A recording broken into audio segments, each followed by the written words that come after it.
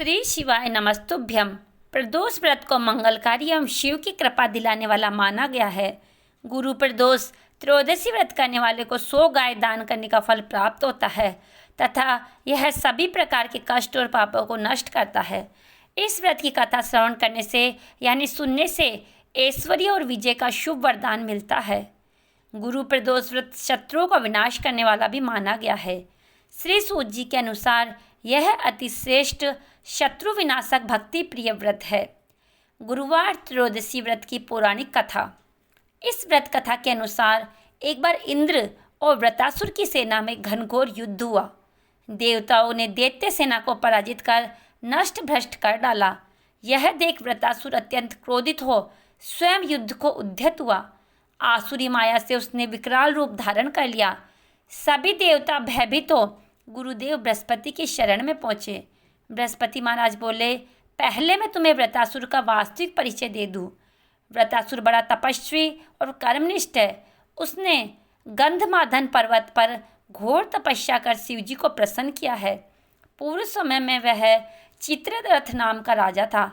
एक बार वह अपने विमान से कैलाश पर्वत चला गया।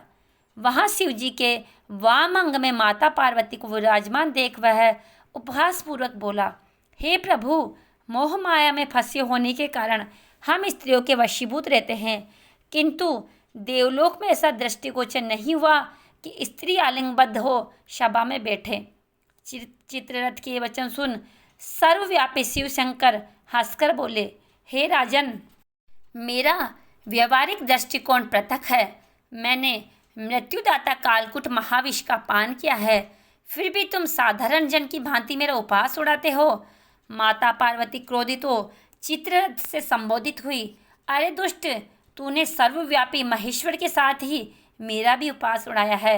अतः मैं तुझे वह शिक्षा दूंगी कि फिर तू ऐसे संतों के उपहास का दुस्साहस नहीं करेगा।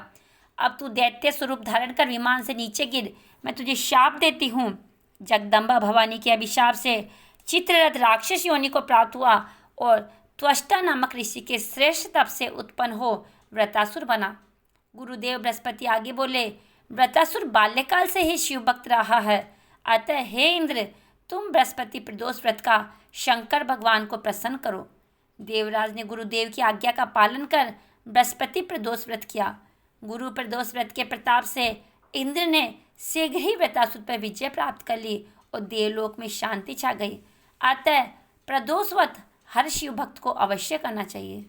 गुरु प्रदोष व्रत से संबंधित एक और कथा सुनिए। पौराणिक कथा के अनुसार एक नगर में एक ब्राह्मणी का घर था। उसके पति का स्वर्गवास हो गया था।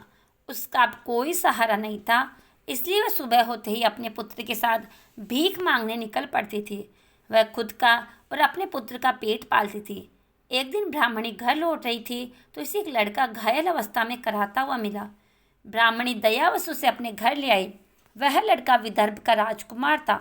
शत्रु सैनिकों ने उसके राज्य पर आक्रमण कर उसके पिता को बंदी बना लिया था और राज्य पर नियंत्रण कर लिया था, इसलिए वह मारा मारा फिर रहा था। राजकुमार ब्राह्मण पुत्र के साथ ब्राह्मणी के घर रहने लगा। एक दिन अंशुमति नामक एक गंधर्व कन्या ने राजकुमार को देखा तो वह उस पर मोहित हो गई।